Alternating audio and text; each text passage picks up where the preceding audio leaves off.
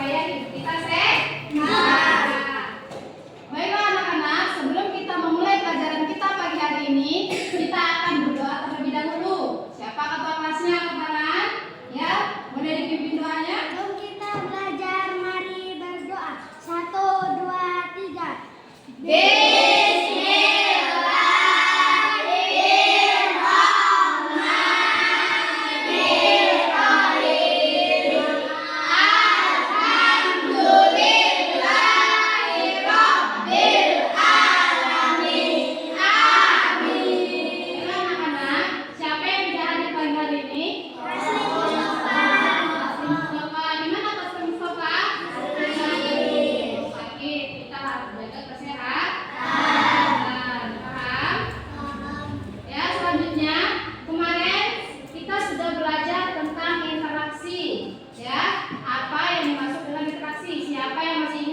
Interaksi adalah